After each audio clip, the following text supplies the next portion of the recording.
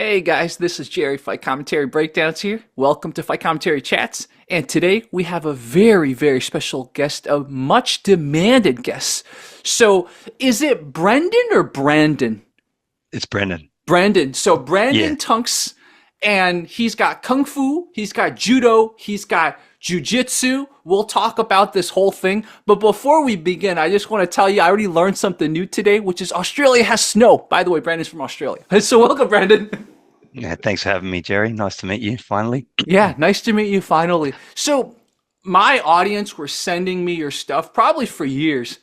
And I don't know if it's Aussie viewers or just people who stumbled on your stuff. Shout out the viewers that sent me his stuff. Now, let's start from the beginning. When you were growing up, was Chinese Kung Fu big in Australia? In Australia, first Japanese martial arts were the biggest, but there was kind of a bit of a boom in the late 70s, and that sort of peaked in the 80s. But in that time, it was mainly things like Wing Chun and some of the southern styles, because there's a big overseas Cantonese population here and a lot of ex-Hong Kong people at that time. So it's before the sort of mainland Chinese migration wave. So I think you could say 80s was the boom period. And but for a lot of kids here, we grew up watching Journey to the West, the Japanese version of it.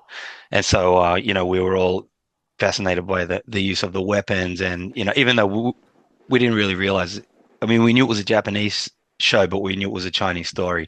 And so therefore all the martial arts that they portrayed in that show was supposedly Chinese, although really it was actually Japanese martial arts. But that was one of the things that drew me in. And of course we had the Shaw Brothers movies, and everybody was a Bruce Lee fan. And yeah, it did actually reach a bit of a boom in the 80s.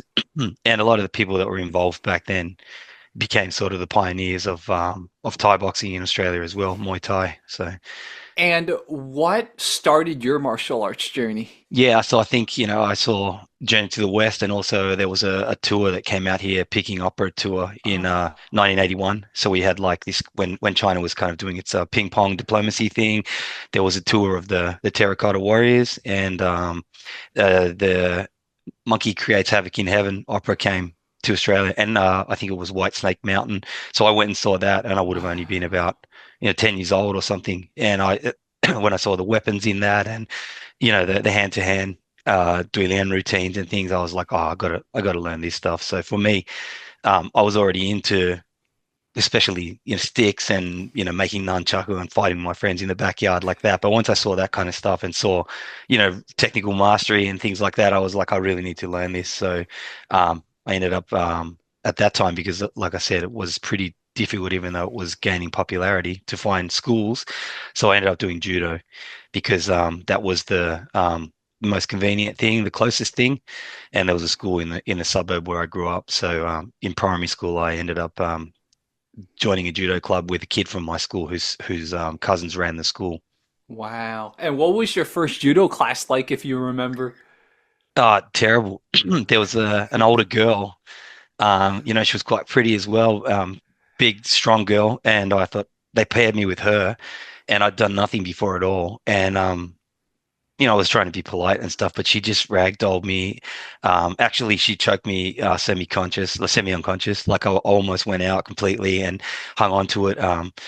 Like I think it was a head and arm triangle, and like she was just slamming me into the floor repeatedly. I don't know what was going on there, and the instructor sort of realized this girl's killing this kid, separated us apart, and I was like, holy shit! Like I mean, I had no idea what judo really consisted of besides throwing, and so yeah, she was just a monster, and like I was bleeding mouth, and I think maybe she was a bit of a psychopath or Yeah, a something. little bit. Yeah, Sounds like it, yeah. man. Beating up the little Yeah, boy, man. yeah, and I was a tiny kid too. But there was a cool kid there. There was an older guy. He was like a sort of assistant instructor. He was a South African kid, and he was super skillful. And he sort of took me aside and showed me a few pointers and how to escape and things. And I liked him, so I went back and I stayed studying there for a couple of years in primary school.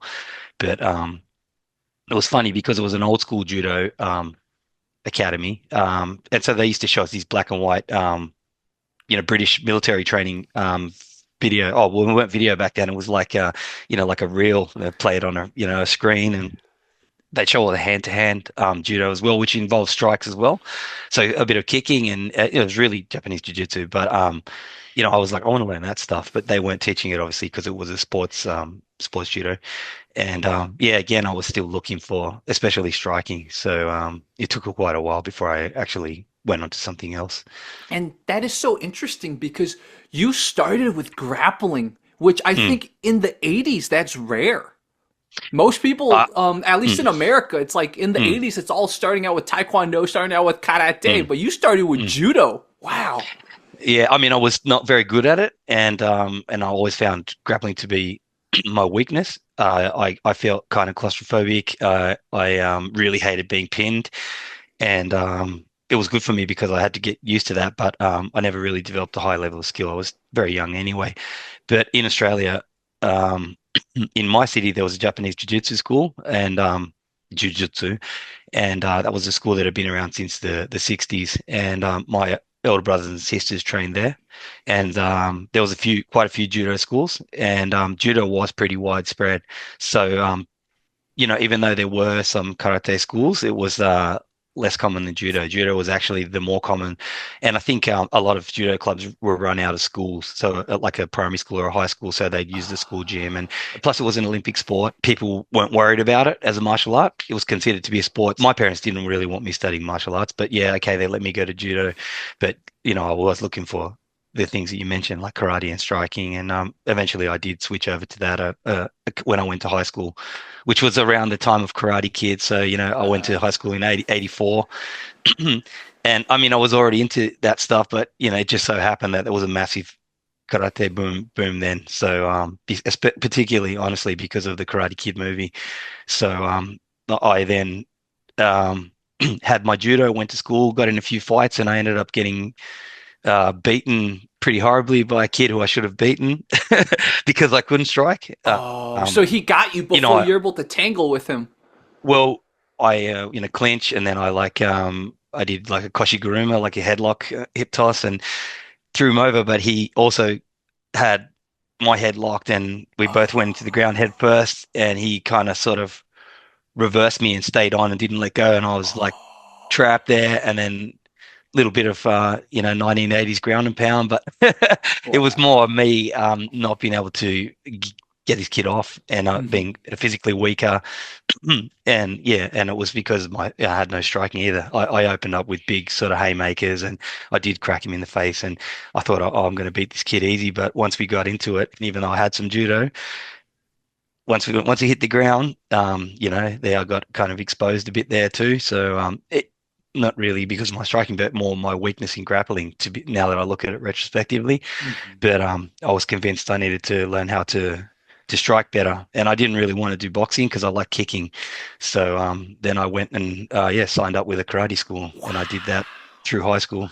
Wow. So high school, it was karate. What was the Yeah. first class like then, if you remember? It was a good school because there were two instructors. One of them was a British guy, and he had fought in boxing, and so he boxed, and he had like really good footwork. And the other guy was a special operations and tactics instructor from the federal police. So Canberra's the Wow. capital city, so our federal police are based here, and he was a hand-to-hand instructor, and he so like a SWAT guy basically. So we had two different guys that were both rough and tumble, and at that first session, they had us like doing push-ups on our knuckles on the gravel outside in the car park, and running through obstacle courses, and sparring full contact in the first session. Like Wow. just obviously you're only able to two or three strikes because you didn't have any foundations, but they wanted us to get hit early, learn how to move. And showing checking and things. And this is pre Kyokushin. There was no Kyokushin in my city back then, so yeah, it's cool. I mean, I think Australia has always been a bit sort of rough and tumble. So whatever martial art has been here, people have usually fought. So they even if they didn't have particularly good ring craft or the best skills, they would always have a crack. So people would always fight. Whatever school you go to, they'd have a fighting element. So yeah, it was really cool. And I was a kid, and I was tiny, and obviously, I was driven by shame of losing this fight and wanting to get better and knowing that I had physical limitations. So going there and seeing these people, the way they worked and being treated kind of like an adult as well, sparring with adults and things like that, it was really good. It was a good foundation, especially when it came to hard sparring, probably a bit messy and they weren't so concerned with clean technique, but it was just that it was good to be used to being hit and hitting and being hit and evasion and, using blocks in a practical manner and, like moving your head offline and stuff. So yeah, it was really useful. Yeah, wow. And how long did you do karate? I guess the subtext behind that question is what belt did you get it to? Purple, which is weird because almost no schools back then in Australia had purple. They usually went white, yellow, orange, green, blue, brown, black. But in this particular school, it had a purple and a black with I think they had like a two-stripe system in brown. So I did that for most of high school. But while I was doing that, one of my teachers at school, I had a friend in school who trained Wing Chun, and we always used to give each other shit like, Wing Chun's useless, or karate's useless. And we did sort of playfully spar a little bit, but it was never anything, serious. But it turned out that the science teacher, who was both of our teacher, overheard us, and he started giving me shit about karate as well. And I was like, what Oh, do you know? And he's like, oh, I'll show you some real martial arts one day. And it kind of, I was a brat. I was a really sort of naughty kid. So, and he was a pretty heavy disciplinarian. So I often got held back or whatever, got, kept in. But one day when I was in at lunch, he showed me basically he's trained under William Jung, who was, who came up under Wong Shun Leung and things like that. And he had trained in other cities and trained quite a few years, like from William Jung first came out here and up until the 80s. And he was actually quite skillful and I had no idea. And he showed me basic punching, and he like did the usual sort of like send me with like a short range punch, like hold this and send me flying across the room, and I was like, whoa. I thought it was magic, and talking to me about, because he was a physics teacher, in talking about the physics effectiveness from a physics perspective of the punching wow. technique, and showed me a few tricks and sticky hands, and there was a few lunch times where I'd come up there and we'd just work a little bit of this stuff, and I actually did sort of think, wow, this stuff is really superior to what I was learning. I think I was wrong that it was superior to it, but I think it was because it was so different and unique. It just like kind of sparked something in me, and I had always been looking for Chinese martial arts since I was a kid, and this was the first time someone had actually practically shown me some hands-on stuff, Yeah. and I particularly like the sticky hands. I thought, wow, this stuff is awesome. So yeah, and I didn't formally learn from him. I just learned a few things, but yeah, that definitely set me looking for it more. The phrase I like to use is it's what you needed at the time, right? So Yeah, you needed yeah, it at the time. Like when I did capoeira, it's what I needed at the time. I wanted to dance better. mm, When I did kung fu yeah, as a kid, it's what I needed at the time because it helped me get more in mm, touch with my Chinese culture when I was in Chicago. mm. So yeah, that's cool. So did you have any rematches with the people you fought after you started doing karate and Wing Chun? Yeah, I did. But it was like a year later on a school camp, and that kid got real cocky because after he beat me, he kind of sort of moved up the ladder a little bit, and I kind of slipped down a little bit. And yeah, I think we were just like in the rec room playing pool, and I bumped one of his friends, and he hit me in the head with the pool cue, and Oh my goodness. not very hard, just like like, Yeah. and I grabbed pool cue, took it off him, and then the other boy who I fought came around and tried to get in between us and sort of said something along the lines of, "Oh, you want me to smash you like last time?" And I lost it, and I yeah, I just like it wasn't nothing finessey. I just punched him about 20 times in the head and smashed his head into like a Space Invaders machine there. Like Wow. so it wasn't like I did some cool, nice technical martial arts. I just by that stage I was quite comfortable fighting regularly, sparring Yeah. hard with adults, and yeah, it was probably more just pent up rage Yeah. and embarrassment. But yeah, and it was all cool. Of course, we shook hands like this early 1980s, kid stuff, and no problem after that. But yeah, I did get to rematch him, It's and I also it's got in refreshing trouble. hearing stories like this because I grew up in the 90s, but in the 90s we got into fights all the time too. So it's Mm, like society, like I think if mm, you ask your audience just like my audience, a lot of them have never been in a fight ever. And I'm like, wow, that's like mm, surprising. For mm, us it's like that was just part mm. of being a boy. Like you Yeah, mentioned hierarchy, there is something even yeah, when I even in high school, middle school it's like that. Like in middle school I got into a big fight and then I moved up the hierarchy so mm, much. And I'm mm, like, isn't that just like part of like being a boy yeah, as a kid? I don't know, it's so yeah, refreshing talking to you. It's like, okay, yeah. you know what that feeling. Yeah, yeah. I mean, it was common in Australia. Actually, we're a bit of a throwback.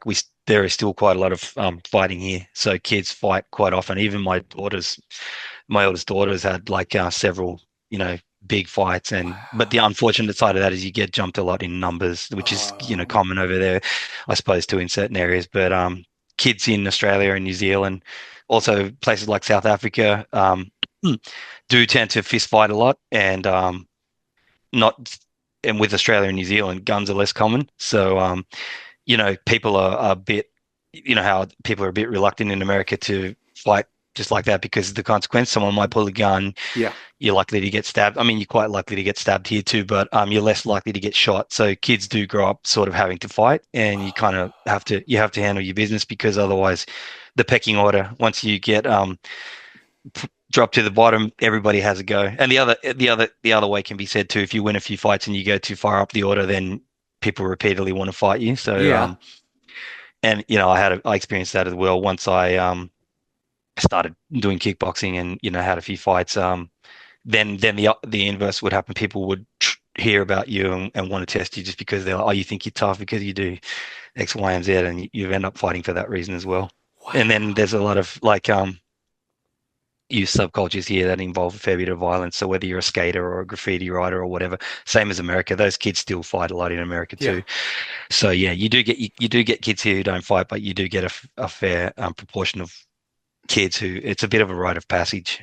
Yeah. And you only can get picked on so many times until um, you decide to do something about it. So I mean, Yeah. I think it's essential to learn to fight. Both my daughters started training martial arts when they were like 5 or 6 years old, or actually younger because they started training with me when they were 4.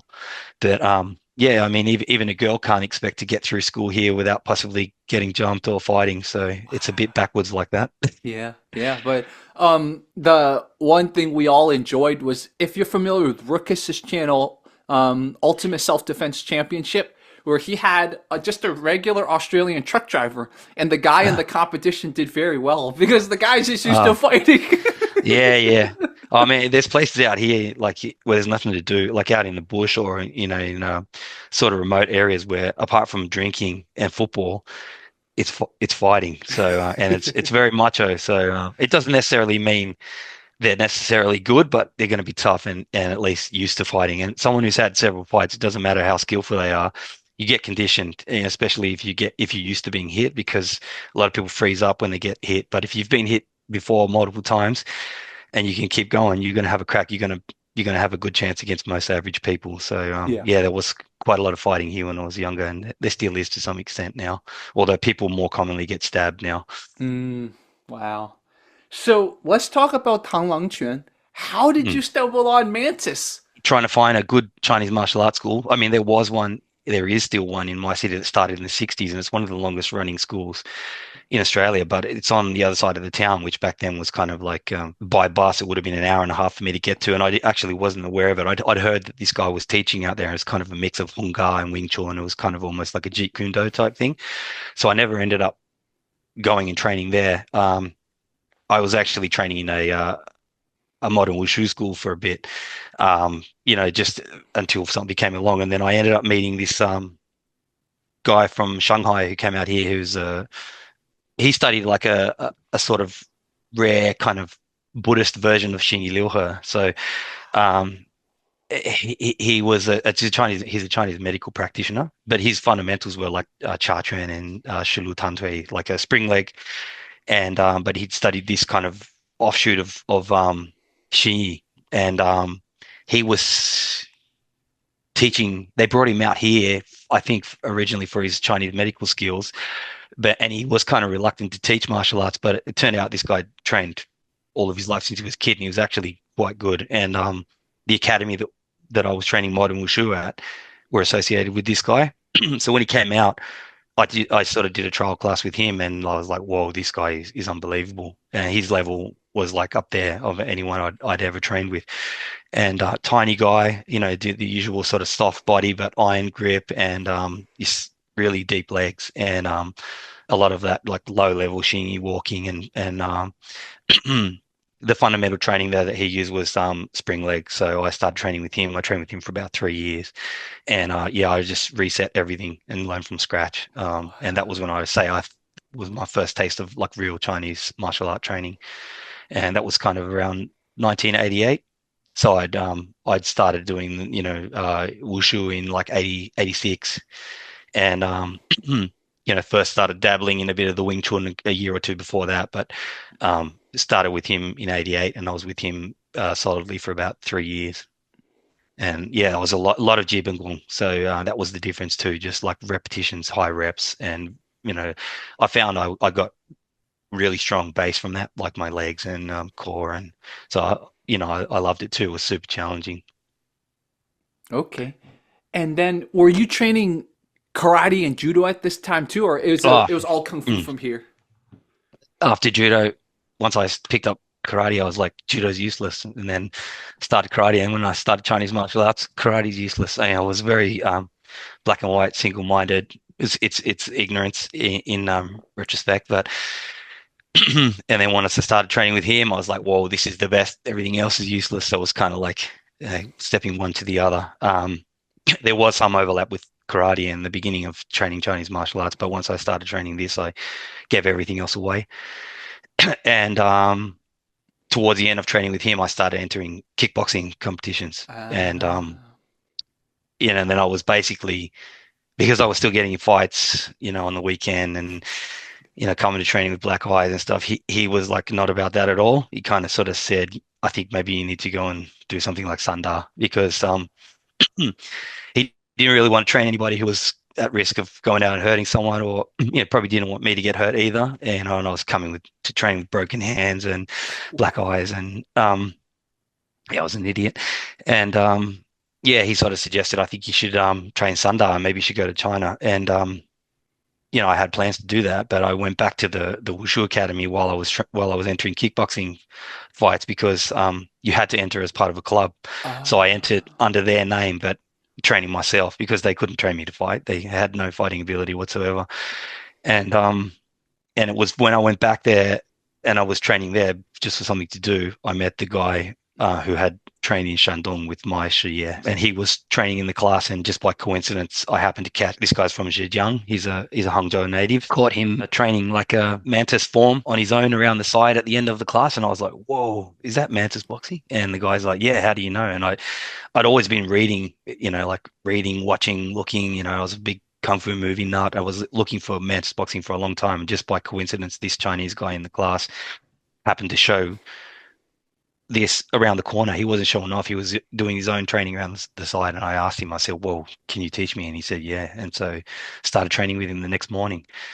And I was with him for 7 years. So, and he had gone to Qingdao to study at the University of Oceanography. He's an hmm. oceanographer. He's actually a professor of oceanography now. And he came to Australia to do his PhD up in North Queensland, and was working in Canberra at the Australian Defence Force Academy. And while he was here, he had nowhere. He wanted to train with a group of people, so he just happened to join that school, and he was keeping his mantis for himself, because he just thought, oh, no one will be interested in this. But me and my one of my best friends, we hooked up with him and started training, and yeah, we stayed with him for quite a few years until he basically set me. Well, I went myself to China, but he sent me with a letter of introduction to his master in Qingdao. So that's how I hooked up with them over in Shandong. I see. I see. Mm. So then you trained with Kang Zhiqiang. Yeah.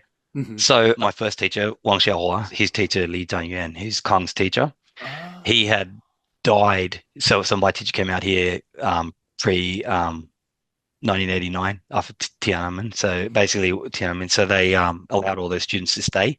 They basically had an amnesty for Chinese university students who felt that they couldn't go back just in case they were persecuted or whatever.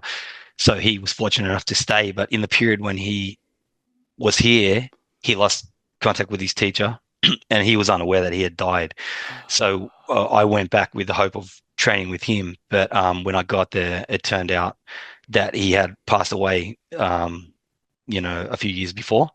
So my teacher was unaware of that. And I was lucky enough to be introduced to Kang through Li Ming, who's Li Yu's older brother.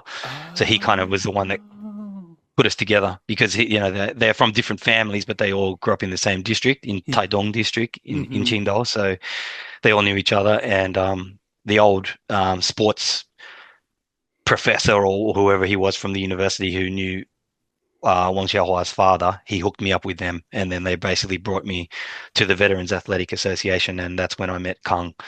I'd already heard the news that Li Changyuan was dead. I hadn't hooked up with my auntie yet, so my auntie Qing Wei Hua, she trained with Hua.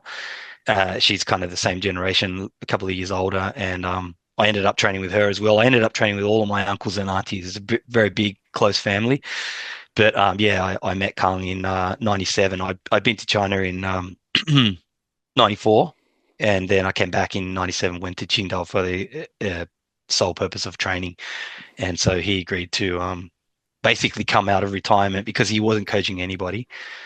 He still did his own training, but he wasn't teaching anybody. And because I had this letter of introduction, and he was kind of like, I suppose he was moved by the fact that I'd come all the way there to train under this family, and the letter was quite nice, and it said a lot of good things in there. So it was definitely because of Was, influence, and that they agreed to take me on. And yeah, so that's how I started training with him. What about the Mantis system made it just the thing that caught you? You did Mm, different kung fu styles, you did different karate styles, you did judo. What about this mm. Mantis style was just like, okay, this is it for me for right now? I just love the hand skill, and my favorite thing is elbows. And it's got clinching. It's like at the long range you're striking like kickboxing, punching, kicking, and then you've got contact range. So then you've got open hand, grapple, clinch, grapple, knee, elbow, and then you usually close in, and then you'll take something and you'll go to a sweep or a throw.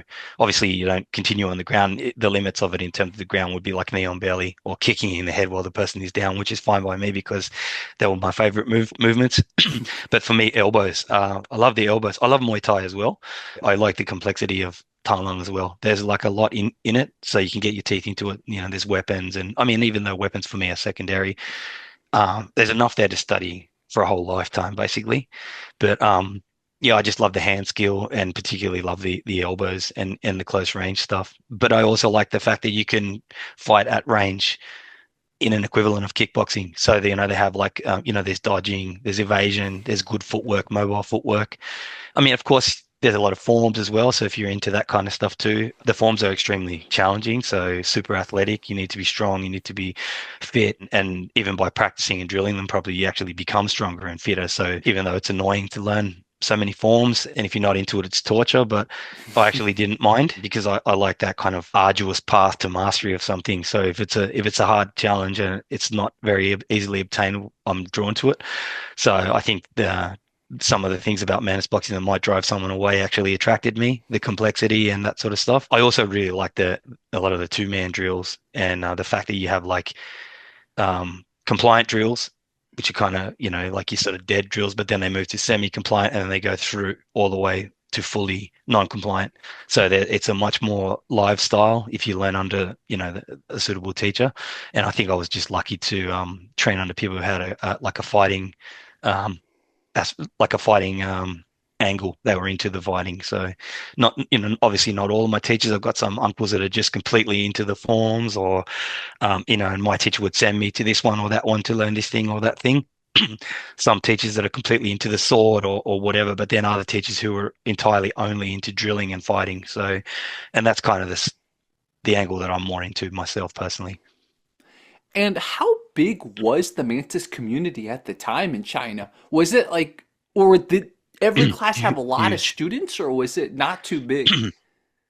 Huge. If you go to Qingdao or Yantai as well, Yantai, in the one district where I did most of my training in Qingdao is Taidong district. You have like these like there's a little hill there behind the zoo, and as you go up this hill, you've got like training ground, training ground, training ground, training ground. You might have 30 spots, and then you've got some that are like hidden inside thickets where you have to pull the thicket apart, go through, and you go in there, and that's like where the Arlang Tren dudes train, or there's the Hong Tren people here, there's Taiji Meihua, Tanglang here, Qixing over here, and they have Wow. their own spots. And you can't just turn up and take someone's spot because people will actually fight over their spots, and they've usually been maintained for years. And there's etiquette too, so it's rude to do that. And you get there at like 5:30 or 6 in the morning, and there's literally hundreds of people. And because it's Qingdao, the majority of them are Mantis people, and Yantai, it's the same. And also out in the country towns as well, but they usually train more sort of, farm courtyards or whatever. It's kind of like in Australia, kids grow up playing cricket or playing football, playing rugby league or something, or like in South America, playing soccer. For example, in that district, almost I'd say a large proportion of the kids have done some form of wushu at some point, and if because it's Qingdao, a huge proportion of that are Mantis boxing. So literally hundreds of people every morning in each location. Then you might go to another location, there might only be one or two training, but over the city of Qingdao on any morning, you're going to find literally hundreds, if not thousands of people training, and out of them, at least hundreds are training Mantis boxing. And so I Wow. had a lot of kids. Well, I wasn't a kid then; I was in my 20s.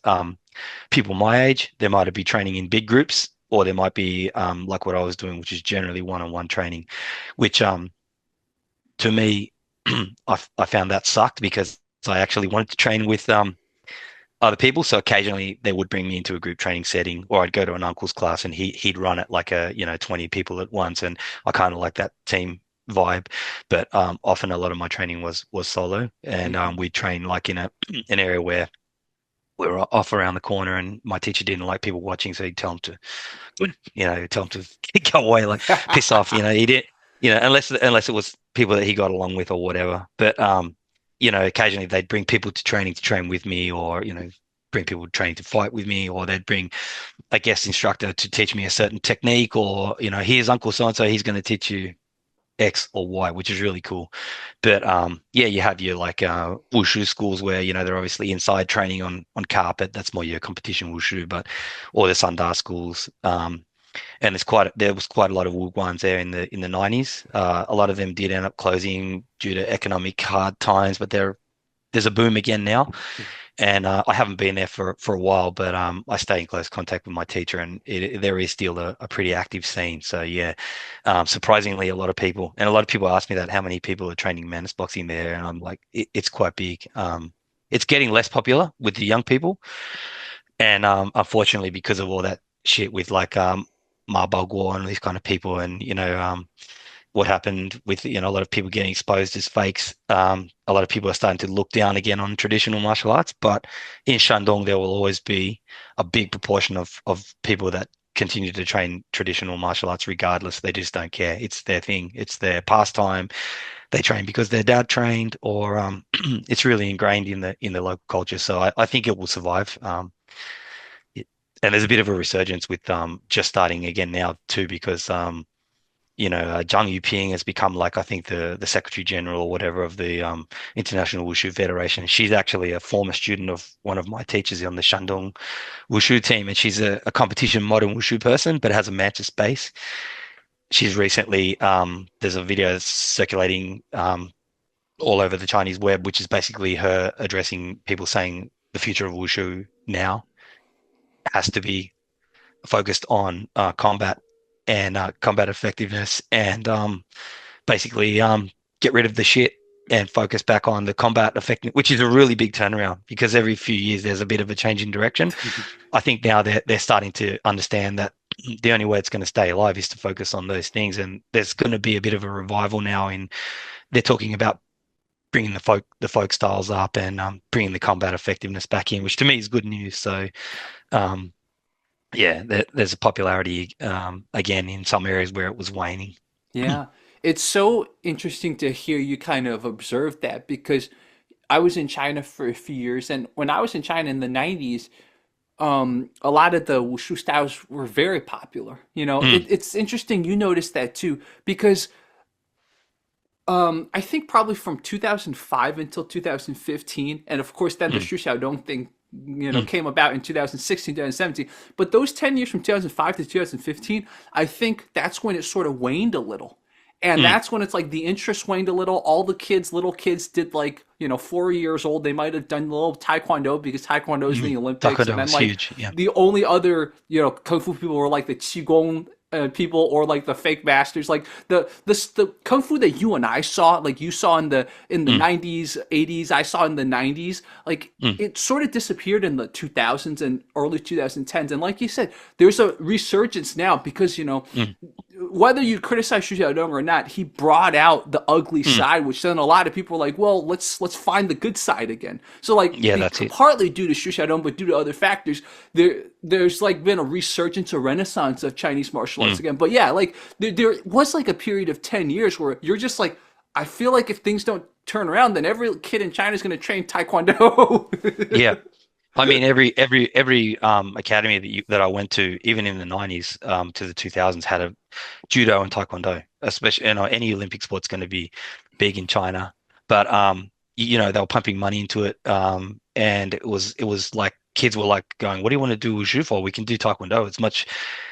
We can. There's a path to Olympics." They found it to be more effective. There was Sunda continued no matter what, Yeah. but even that was starting to wane a bit.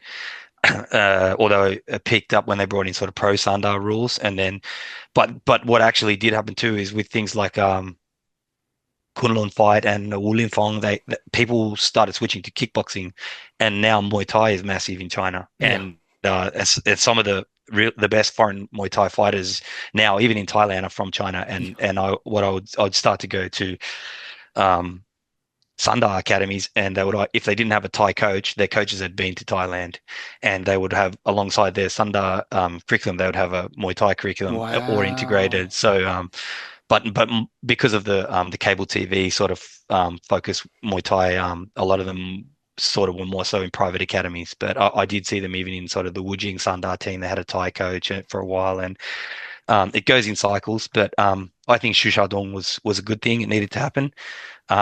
But though what you do see now though is as I'm sure if you'd be scouring the Chinese web, no doubt, but comments under almost every total performance or an old master is like, oh great, but what happens when you get punched in the head? Oh yeah, that looks good for dancing, but can you do to me it looks like ma bug or whatever. It's like the comments in there, they openly um take the piss out of wushu. Like a lot of people still think it's a joke, but now you're starting to see now people putting financial and emphasis and spotlight on people that do have a more sort of combat focus. So hopefully it changes. I think a lot of the criticism was deserved anyway. Some people went too far with it, but to me that exposure had to happen, and you've seen a split now. So you've got the people that just purely say, "Hey, we're only in this for health and longevity. It's only for health," and now you've got the people in the other camp who clearly say this is actually meant for martial application, and then there's the sport line that runs up the middle. But who knows where it's going to go? Things do move in waves, but even throughout those periods when the popularity waned, there were still kids training in Qingdao when I was there. But yeah, there was a period when I definitely noticed the younger kids were not coming through. And it was more I'd go to training, and when I did train with groups, it'd be older people. And now I'm starting to see again more kids getting involved again. But yeah, I mean, people say it's going to die. I don't think it will ever die. I think it'll always survive in the folk populations. Like for example, in the countryside, there's not much to do, particularly in the winter. And so even if it only ever survives, these kind of old styles survive in the countryside, that it's still going to survive. I mean, people talk about, oh, it died out in the Cultural Revolution. I mean, people have got no idea. Like a couple of years of extreme hardship, those sort of cycles repeat endlessly throughout Chinese history. There's no way that something like that is going to completely eradicate a cultural tradition. Yes, things were lost, trample were lost, weapons were lost, masters were killed, but entire systems did not disappear. I mean, people have this kind of false impression that that's what happened, and that in China, in communist China, everything is controlled by the government. And it's like martial arts is actually quite separate. Even when it was exclusively focused on competition wushu, there was always an underground stream, which was traditional martial arts and with a focus on maintaining combat traditions. It was definitely in the minority, but it survived, and I think it will continue to survive. So, Yeah. The question for you is, so you're in your 20s, you're training in China, you're training Mantis. What was your plan at the time? Like, did you think this would lead to something more? I definitely felt an obligation to pass on what I learnt. So my teacher here, after he taught me for 7 years, he kind of said to me, "Look, you need to go to China to learn more because you've learned basically all that I know." Hmm. And so, sent me there, and I mean, I was going anyway. And the idea was to go there and learn as much as I can, come back and teach it to the rest of the school because we did have a decent sort of school then, sizable, not big, maybe there was 20 of us or something, but regularly 3 times a week training or 4 times a week and, entering competitions and things like that. So I went once, I went twice. I ended up going almost 20 times. Basically, I went a couple of times a year. I would stay, 6 months, 3 months, 10 weeks, whatever, 6 weeks, whatever. So I continually basically went back all the way through the 90s and the 2000s up until my teacher died. And then after my teacher died, I initially was like, I don't really want to.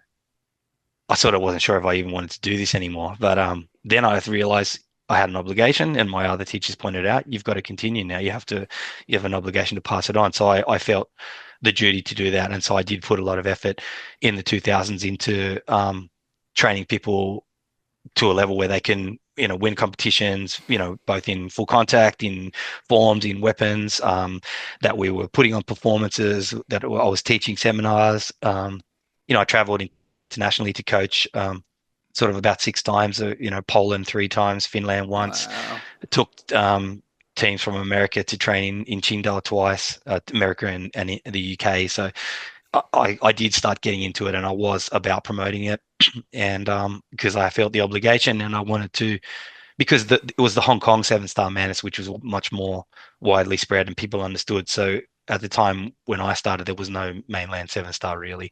Um, Hardly there was not really outside of China. There was only us in the Polish school as well. This guy Slavek, who's my brother, he went to Yantai and started training. He actually went there a few years before me. So we kind of I think we both sort of felt an obligation to represent this side of the family.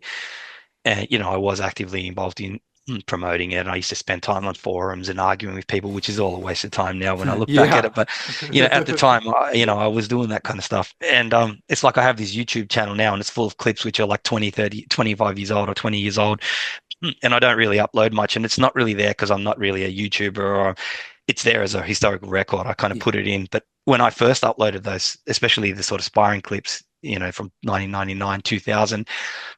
I kind of felt an obligation to do that to show that stuff because there was none of that there on the web at that time. It was all forms, and you would see choreographed sparring, or you'd see something which didn't resemble fighting at all. So I was like, oh, I'll just drop this here. I put it there more as a sort of a historical marker, and also to provoke a little bit of conversation about the different approach to Mantis boxing because what we were doing was definitely not the same as what other people were doing back then. I don't think.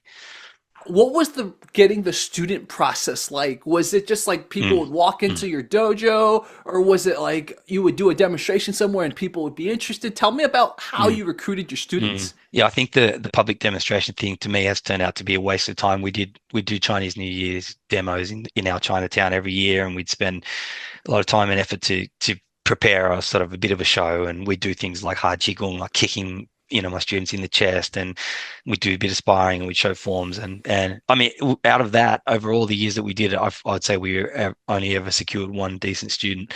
So we'd get people come up and say, "Oh, we really want to learn. That looked incredible," but then they'd either not turn up or they turn up and they were useless and they'd quit. So, but I did get one really good student out of that who's kind of stayed with me till today. So, about 20 years. But other than that, initially we were training at the Defense Force Academy because my teacher was an associate professor at that time. And so we were trained there in that school. And it was a mix of people that I brought who were personal friends of mine or family and the occasional sort of military cadet. And most of the military cadets are only ever there for like sort of 2 or 3 years, so they never really stayed around very long anyway. But it allowed us to continue training in the university. Otherwise, all of the students there were brought by me. So my brother-in-law, my wife, who was my not my wife at that time, was my girlfriend, um, two of her brothers, friends of mine who I'd known through martial arts or personal family or family friends, basically formed the core of our school, and it stayed like that for many years. Until I started teaching in a commercial Thai boxing gym. And then we did the sort of people could register, pay fee, join, and I had a cycle of people coming through. Then at its peak, it never got very big. Sort of I think 35 students was the biggest kind of classes that I ran. It usually was more around the 15 sort of people because it was always too unusual. People would come and try it, and they'd be like, "Oh, I liked it, but it was too difficult. It's too technical. I just don't think I'll be able to do it." And it's kind of true. It's not a beginner's art, and it is quite complex and highly technical. So it was really hard to retain people. So it turned out over my sort of 30 years of teaching, the people that are with me today are the same people that I brought in, 20 plus years ago. So it's that family model. I didn't run a particularly smart model in terms of future proofing. I stopped teaching kids a few years back. And because of that, now all of my students are now too old and have their own kids and have moved to other cities or countries or are professionals, and they're no longer really training very actively with me. And because I stopped teaching kids, I don't have a next generation come through, and I was quite busy myself too, so that was a bit of a mistake. I should have run it in a more sort of commercial and people friendly model, but I didn't. It was always quite hard. The training was super hard. Long sessions. We would do 3-hour sessions, which is too long for most people. An hour is the standard model. I did end up sort of collapsing it down to an hour in the last few years when I was teaching in the gym, because we had to sort of match, have a set curriculum and change it, because you know what a Chinese Kung Fu training session is like. You can go on for hours and hours, and people don't really want to train for 3 hours. So yeah, it wasn't very attractive. And it was usually word of mouth. So if I was training someone and they loved it and they were good, they would bring their brother, or they'll bring their cousin, or their like young nephew or something. So it was recommendation only. It got to a point where we would basically say, you can only train here if you're invited by someone who's a member, or if outside of that, it would have to be sort of particular circumstances. Someone would have to show some promise for us to take them on. And especially once I stopped teaching commercially and reverted back to teaching only the Mantis Boxing Society members, it was invitation only, and I basically wasn't teaching publicly at all. So that's how it's been for years. It's just been family and friends, and I've kind of kept it to that, which is kind of suicide because now the numbers are so small. So Do you ever plan on? I know, and we'll talk about this soon. You're writing a book. Do you plan on doing online courses, like having a whole curriculum and let's say Teachable or something like that? Is that in the plan at all? I mean, I've been asked to teach online multiple times over the years. I just don't think I can do it. Hmm. I just need to put my hands on people. As bad as that sounds, I need to move your elbow Yeah, and like yeah. grab your neck. And I just don't believe you can teach effectively without contact. I know some people can, and some people have mastered it. There's like Gracie University and this and that, and it's doable. It's not doable for me. Hmm. I'm pretty uncomfortable in front of a camera anyway in the first place, but um, I find I need to physically move and adjust people. And also, everything I teach, I need to show you the application. We need to drill the application. It's just impossible. I could teach forms that way, but I'm not interested in teaching forms. Especially if I can't teach it properly, which means if you learn a form from me, you're going to spend about a year on it, and you're going to know every single application, every single variation, and every single counter, and multiple drills, both solo drills and like partner drills. And it's just for me, I think it's I wouldn't be able to teach effectively online. My teacher has recently asked me to do it. He's suggested that I teach people in China online because he thinks that I can bring something different. And I'm like, oh yeah. He said, I can help you. We can modify it so that we can effectively teach to a Chinese audience. But I'm like, nah, I said, I don't think I can do it. I don't have the time either. If someone's already advanced in their system and quite an accomplished martial artist, then yeah, maybe I could teach some aspects, but I just don't think I could teach someone from a complete like zero baseline. Yeah. And that's the other very important point that I wanted to emphasize too. And the reason that stuck out to me is one of the guys who sometimes helps me with my channel, he trains in Monkey. And his shifu also told him this. It's like, you better have trained other stuff before you come to Monkey. Monkey is also an mm, advanced system. You know, yeah, he's like the very mm, similar philosophy. It's like, I want people who already have either fought mm, or trained kickboxing or something, and then they're mm, going to get a lot out of this. mm, Like mm, starting someone from scratch, starting them with Monkey or starting mm, them in your case with Mantis mm. might not be the most efficient thing. And it's like Yeah. it's really interesting to hear that parallel. So my friends always like, yeah, dude, the Monkey, it's so hard. It's like it's and Mm, the coach is always like, well, yeah, it's supposed to be hard. It's supposed to be for people already advanced. mm. Yeah, yeah. And in fact, historically, a lot of the sort of famous masters in Mantis boxing came from other styles and as adults. So in their 20s or 30s or even later. I mean, ideally in China, they start them, 7 if they can get their hands on them. But most of my teachers have said that the real value doesn't come until a kid's kind of 14, 15, 16, but they'd prefer to take someone in their 20s who has come from another style. And they also want people that are physically already capable. So with, good physiques, good physical conditioning. And all of my teachers did strength and conditioning. They were all quite big dudes and, like bench work, bar, rings, a lot of calisthenics. They were, and the Shandong people are kind of big and physical anyway. So yeah, they definitely it's a prize to get someone who's already got a base in some other style. And rather than undoing that, which is what a lot of people would get caught up in, is trying to undo someone's fundamentals from another style. You build on it, modify it slightly to fit. I find that much more useful. In fact, I've had a lot of students come from like boxing, kickboxing, wrestling, or even in recent years MMA. So not a lot of MMA people because they're already getting what they need out of MMA. But I have taught some people who have those backgrounds. I've currently got one guy who's training with me. He's like who's been doing jiu-jitsu for like over 20 years. He's a black belt. He's competed internationally. Abu Dhabi and stuff. He trains Mantis with me. I mean, he's done years of his own Mantis training, but we train together, so we exchange a little bit. So he helps me with my jiu-jitsu, and I mean, I much prefer to um, take someone who already has basic building blocks, and as particularly if they've got some combat experience, because they know what it's about to get hit and be hit, and it's a lot easier of a starting point for me. You can't always find these kind of people too, and also it's rare for people who've already accomplished a lot in something like MMA or Brazilian Jiu-Jitsu to want to come across to Kung Fu. It's like it's quite rare. So yeah, it's good. It's definitely much easier for me. I don't have to dumb anything down or I can just say, look, when you slip a punch like this, and they're like, yep, because they know, like, I mean, I also don't mind teaching kids if they're very athletic, but it is like a challenge to start someone from scratch. I see. So we mentioned, as you were training and teaching, you were busy. What else were you doing this time? I mean, it sounds like you're a person with a day job, right? You're not just a Yeah. professional martial artist. No, no, no, no. I mean, I only ever taught commercially for a very short period of time Wow. in that gym where I did coach on and off here and there over a period of 20 years. That's Phoenix Combat Sports, or it's Phoenix Muay Thai, where the owner Anthony was kind enough to give me the privilege of being able to coach there, and I would do it for periods. I might be 6 months on there, I might not be for a while, I might be there for a year, or I might be teaching there for a few years where I was actually having fee-paying students, but then the majority of the time in the last few years when I coached out of his various gyms, he just kindly allowed me to run my classes there for my students. And so Wow. technically I wasn't charging, well, not technically, I wasn't charging any money, and just out of kindness, he was allowing me to use his facilities because there was no point me charging the same people that I had brought with me for 20 years, and he knew that, so he kindly just let us train there.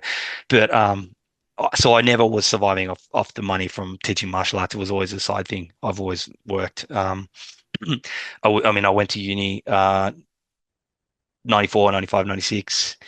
I went to China in 94 while I was at uni. I went over there with my teacher, Hua, and then I went to the Shaolin Temple.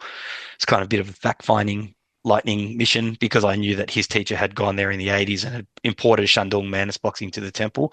So I went to the temple and spoke to a few people there, and it was kind of a bit of a waste of time. I should have just gone to Shandong directly, but I ended up going back in 97 anyway. So as soon as I finished uni, I was like, right, I'm off. I'm going to China.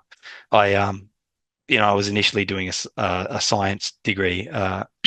Then I moved to make it a combined science Asian studies degree with Mandarin as my major, and zoology as my other major. But then, because I was training so much, like every day, I was like, oh, you know what? I'm just going to do Mandarin and then finish my degree early and go to China. So that's what I did. I turned it to an Asian studies degree, Mandarin as my major, and zoology as my external major. And then I took off straight away. Basically, went to China for 6 months, and then I returned every year for several years after that. But because I was traveling so much, I was working in the construction industry and in security. I was doing both jobs, and I was doing a bit of youth work on the side, and yeah, and I was playing other sports too. Like I was playing rugby league, I was playing soccer.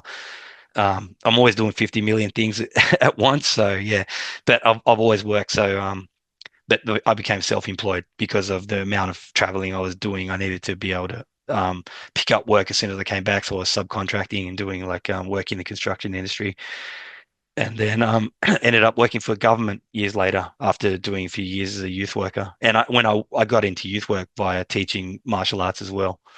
So I was incorporating kind of martial arts training with youth work and also with art, teaching art. Wow.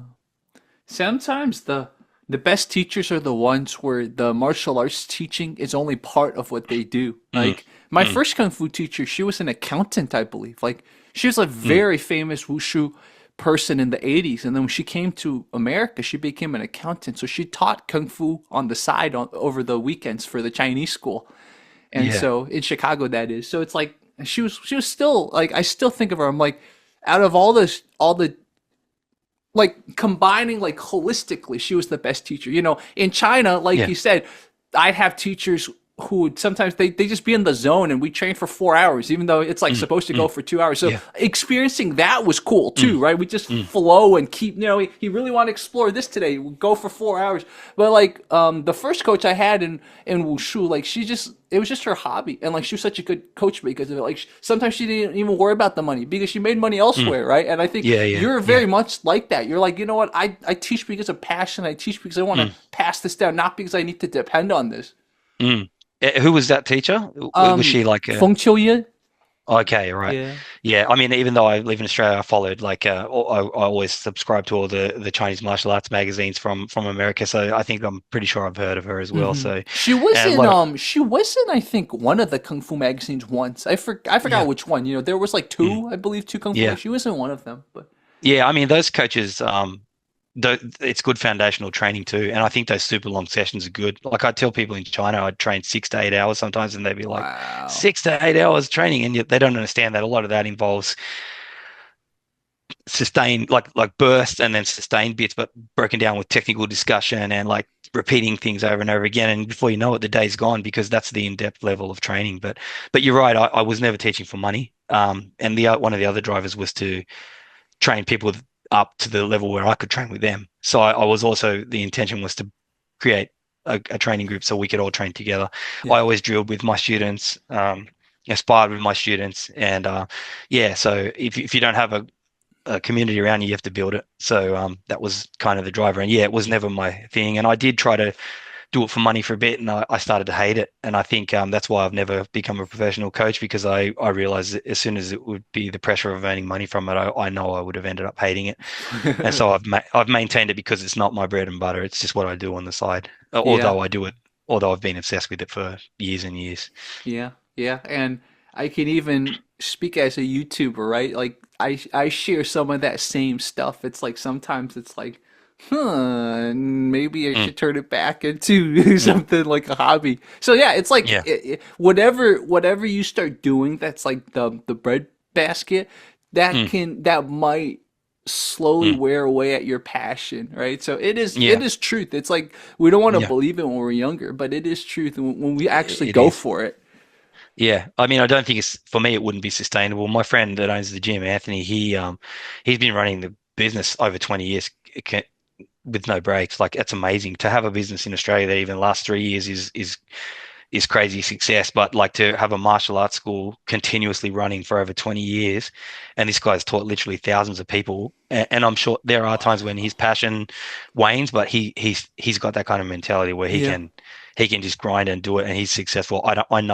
I know that I would be like, oh, fuck this, I'm out. When I was teaching it for no money because I didn't charge, I'm yelling at my students, going, "What are you doing here? That's shit. Get out of here!" Like, and I could treat people like that. You can't do that when you're running a commercial Yeah. entity, Yeah. although he does do that sometimes. But yeah, I was able to behave however I wanted, which is probably not a good thing. But yeah, the minute you put money on it, there's additional pressure, and the passion can be affected. So I've been fortunate enough that it isn't my bread and butter. So Yeah. kind of an indulgence.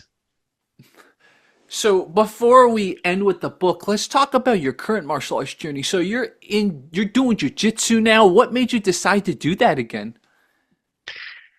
Uh, okay, so I when my kids were old enough, they started training Jip and Gong with me. But then I thought, okay, like they started to get to that point where they didn't want to train with me because it was, that line between dad and teacher, and they didn't like it because it was too harsh. So I said, okay, I've got to get them to train under someone else. They did train a little bit with my original teacher as well. But I thought, okay, I'm going to put them in judo because judo for me is probably the best base for young kids in terms of like um, physical resilience, balance. I think learning to grapple actually is important as hell. And for me, judo for kids, the teaching methodology, the fact that you have randori from such a young age, even though there's games that they use to introduce it slowly, it's just really clever the way they teach kids, and it teaches them, makes them tough quick. So I thought I'll chuck my kids in judo.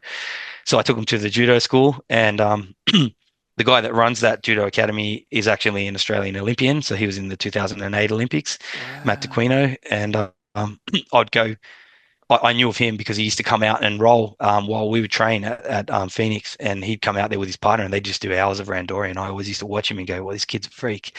And he actually was, yeah, an Olympian. And he's an incredible athlete himself. And he started teaching at my kid's school as a teacher. And I told my kids to ask him, when are you going to open a school? My dad wants to know when you're going to open a school because he wants us to learn from you.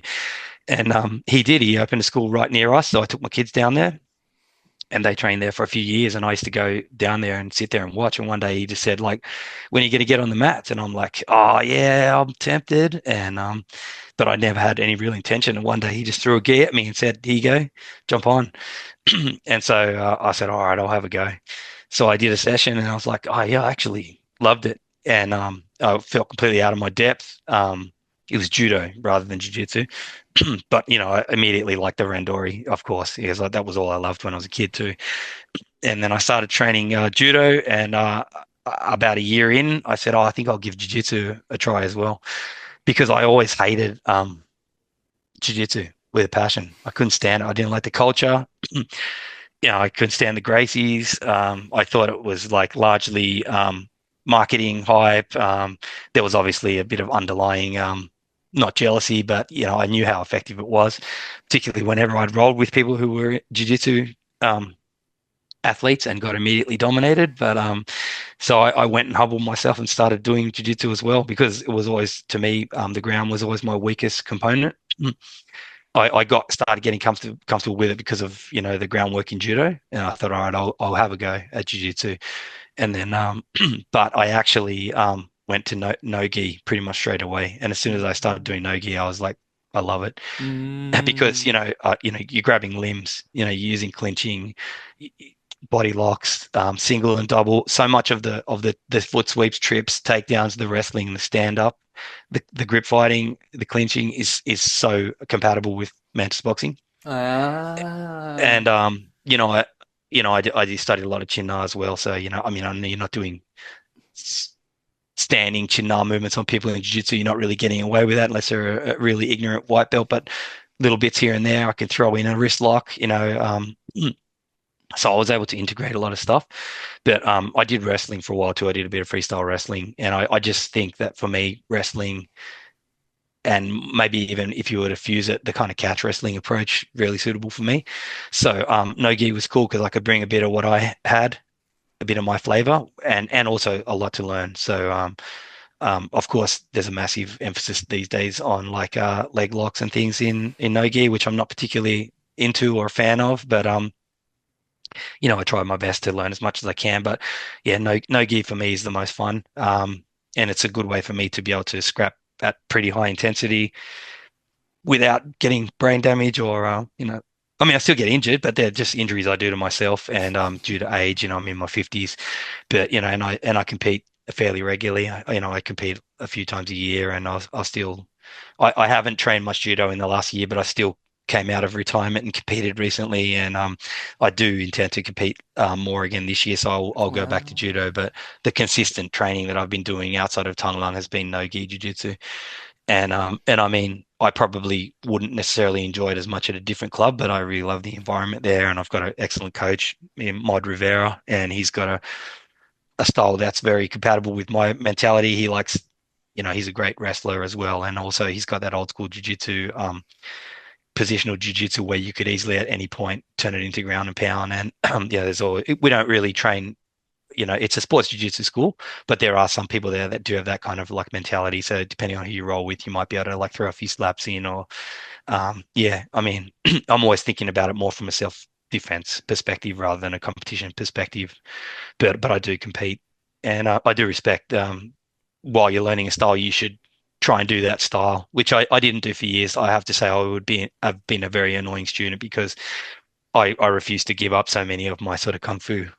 Um, Habits, but I've finally sort of emptied my cup, and I'm trying to do real jiu-jitsu. I'm not so good in gi. I don't train enough gi, and I'll force myself to go back and do a bit of that too because I think out of respect for the art, you probably should try to do gi when you can. There's also a lot of cool chokes and things that you can't do without the gi. So yeah, I do, and I mean I still train Mantis. That's my thing. I'll never stop training that, but it's kind of refreshing for me to go there, walk in there as like completely as the beginner, the learner, and just let someone else coach me and pick up new skills. And I don't have the responsibility of having to coach or yeah, and getting regularly schooled by people that are better than you is a good experience too. So it was very humbling as well to go right back to the back of the line and start as a beginner and get smashed. And yeah, it was probably very enjoyable for them to be able to do that to me as well. Yeah, So, yeah, exactly. So let's end off and talk about the book you're going to write on Tonglang, or you're writing right now on Tonglang. Yeah, so my teacher's already written several. Li Chi, who's the teacher I've been I mean I started with him back in the 90s, but after my teacher died, I formally became his student because out of respect for when my teacher was alive, he was like a secondary coach. He became my only teacher in the sort of early to mid thousands after my teacher died, and he's actually published a number of books already. And he's written books on the sword, he's written books on Taiji Meiwa, Tai Long Chuan, and he's already basically written manuscripts that what I'm going to do is translate and then I'll do the fact checking and the historical cross referencing and also write sort of combat components as well. And we're going to collaborate on the book. And I'm not going to just do a straight translation of his book. We're co-authoring it, but Hmm. largely it's already written from his perspective. But I've got to take a bit of care in going through all of his material too, because there's a little bit lax standards in China when it comes to things like plagiarism or fact checking. You can say a historical fact that by our standards is not necessarily a historical fact. I'm Yeah. not going to be like some kind of fact checker Nazi and go, you can't say this because he's my teacher as well. So there's I'm going to retain as much of his work as it is in its original sort of format, but it's going to take a while, obviously, because my Chinese language level is not so high. But I've got people here that can assist with that as well. But also, I need to dedicate time to getting it done. So it's not imminent, but we've already started, and we're kind of working on what will and won't be included. So for example, do we bother including forms, or do we only like talk about like fundamentals drills, technique, obviously with a historical component. So we've already got all of that, and we've also got all of the, trend pool and things like that. And do we include one? Do we include all? Do we just keep it to, fundamentals? It might be 2 volumes. He's already written a second volume on sword.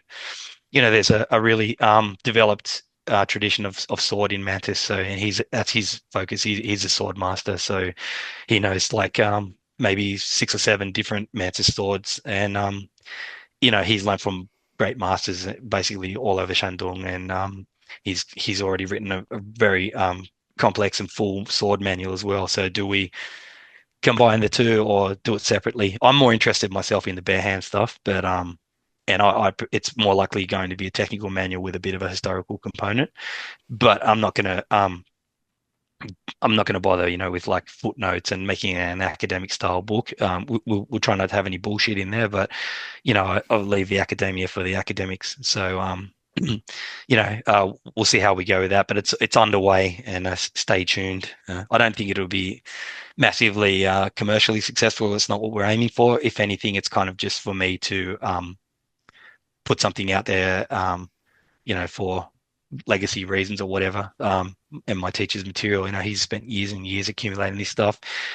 So it's kind of also to give him a bit of shine as well. Yeah. It's kind of like we were asking and talking about earlier. Okay, are you going to teach online classes? I guess this is your online class. It's the upcoming books slash Mm, translation slash co-authorship. Like that's yeah. going to be your stuff that's probably going to be available online. Yeah, and I'd probably prefer to do that. Then I don't have to have my beautiful face on the camera rambling shit. I think I could take my time with the book. We can make it a nice product that's carefully thought out. And here you go. Here's the product. Take it away. Do with it what you will. And if people are interested and they want to connect with me or learn more, that's the other reason I ever bothered to put myself out on the internet in the first place, is so that people know that I exist. That's why the mantisboxing.com website is there, and occasionally people have contacted me via there, and it's ended up me having a relationship with them, teaching them or whatever. It's rare, but it has happened. And I mean, actually, that's how we got in touch. So it served its purpose. Often I sit there and go, why am I paying this fee to host this website here that sits doing nothing? And websites, there's such a thing of the past now too, but I'm not really big on social media. So I think I'll keep the site up and running, and I should update it a little bit more frequently though. So I got to get more active. It's a hard thing though, balance. I've got like kids that are quite demanding, and professional. I've got a pretty intense job as well. So and then I've got all my training, which takes precedence. I'd obviously always prefer to train rather than to talk or write, or because ultimately for me that's all it's about. Is I love the training myself. I love the physical aspect. Coaching, yeah, I'll do it if people want to learn, but I'm much more interested, to be honest, in my own development and training myself and training with like-minded people. That's why martial artists who are already skilled come and train with me. I get as much out of that as they do out of training with me. So it's kind of an exchange. But yeah, Yeah. ultimately for me, it's whatever I can do to keep the training going. Yeah. My compromise, since I used to have a website too, and it was Mm, like, once in a blue moon I'd get someone, filling out the form and everything. So my compromise is, okay, I just pay for an email service now. So now it's like I yeah, pay okay. for Proton Mail. So Mm, so that way if people need to contact me, I still have, an mm, email that's not my personal email, but then it's mm. like I don't need to pay for a website. So Yeah. that's an idea for you. But then again, your website does serve a purpose. Like Mm. so your website probably it's like it's necessary.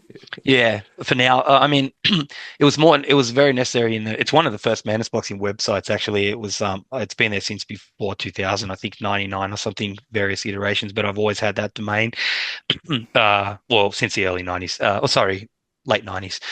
I had the domain much earlier, back when I was in university anyway. Mhm. Um, so at the time, the idea was that there was no information on the stuff out of Shandong. So I thought I had to do this because there's there's quite a difference between the stuff that comes from Hong Kong and even Taiwan. So I felt an obligation, and it was kind of there as like a way to introduce people to that side of it, and it definitely served the purpose then. Less so now, because there are now lots of mainland branches around the world, particularly in Europe, but even in America now too. And yeah, I don't have a need to be a propaganda spreader anymore. Or I don't have a need to be on forums arguing with people. I've done all that stuff, and it's largely a waste of time, but it definitely did serve a purpose.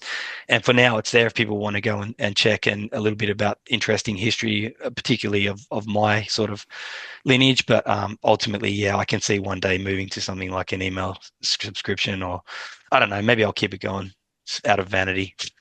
Yeah. Yeah. Yeah, so this is a good stopping point. I also want to encourage you too, if you ever have any footage from the old days that you haven't put it on YouTube, just put it all Mm, up there. I'm telling you, you might yeah. not think it's significant, but like Mm, some people will find use in it. So I would encourage you, any footage that's like sitting on a drive on an yeah. old computer, just put it all Mm. online. I mean, I have literally hours and hours of footage, but I'm still got a kind of got. I hate to say, but I do actually have that conservative mentality where there are some things I'd never show because, like, Oh, footage of my master's master in his late 80s, of just me and him and my teacher training together, and like I just can't bring myself to share that. I know it's a bad mentality, but there's some things I keep for myself. But you're right, there are things that people would probably like to see, and I when I get the time, I will digitize it and upload some of it. But there are some things I'll always hang on to. I sort of do have, even though I'm progressive and I'm open, I'll teach anything. I have no secrets when it comes to my coaching. There are some little, golem treasures that I keep for myself. Yeah, I'm also a pretty private person too, so that's probably another reason. There's not much footage of me. I didn't film much over the years, but yeah, I do have some gems, and I probably should share a bit more. yeah. So for everyone, I mean, I'm gonna link to Brandon's YouTube channel anyways. So and to anyone that saw when I first covered him back in, a few weeks ago when I was getting ready for this interview, thank you guys. And yeah, Brandon, if you ever want to do more interview or you want have another topic you really want to focus Mm, on, I'd be down to do more talks mm, too. So I mean, this cool. was so cool. It's always the people that are like, no, I don't want to be on camera. I'm not good on camera. Those guys are always the best. I'm telling you, like we had such a great natural conversation, man. It's always the people that think they're good on camera. Those are not usually the best people. Oh man, I was nervous before I got on. I was pacing up and down. It's like worse than a competition. I'm definitely not a fan of the camera, but yeah, it was good, nice, relaxed conversation. I mean, we could. I like the way you dissected and commented on that video. There's plenty of fights on my channel. I mean, there's not all of the fights that all my students have ever been in or my own, but there's quite a few Sundar fights on there. Some of my students have fought MMA. One of them went on to fight Muay Thai at a professional level, and then Letway. And I mean, I didn't coach him for Letway, of course, and had his own Muay Thai path. But there's quite a few fights. I mean, feel free to dissect any of them, and if you wanted to ever talk about any specific elements of any of those videos, or people might have questions about our approach to training. I mean, it's obvious that we had a combat focus. So for at least a good 10, 15 years, all the boys who came through with me either fought kickboxing or modified Thai or went into like full contact karate competitions or amateur class MMA. So, and Sundar, a lot of Sundar. So, and these are kids who didn't necessarily have a fighting background. Some of them did, but I kind of had if you're training and you're physically able, you should at least have one fight. That was the principle that we had at our school. And so almost all of my guys that came through did fight at least once, but sometimes multiple times, some of them having up to 10, 15 fights. So, it's a kind of a bit of a different, I mean, a lot of Kung Fu schools do that now, but that used to be a bit rare. So we always had a combat focus. So I'm happy to talk about anything like that, or people might have specific questions. But yeah, if you think of anything you want to discuss, I'm happy to come back, and also happy for you to comment on those videos. There's some real old ones on there from 20 years ago, and a lot of those are open hand. So people make comments like, "Oh, slappy slap," but it's like we have like three distinct phases to the way we train Sundar. So there's like basic, elementary, or and advanced, and the stages start with open hand strikes with low kicks, and then it's like punches and kicks with knees, and then at the highest level it's punches, kicks, knees, elbows, and then throws and takedowns all the way through. So there's a stage way to teach Sundar, and those old videos from 2009 and from 99, a lot of that is open hand, so with no gloves.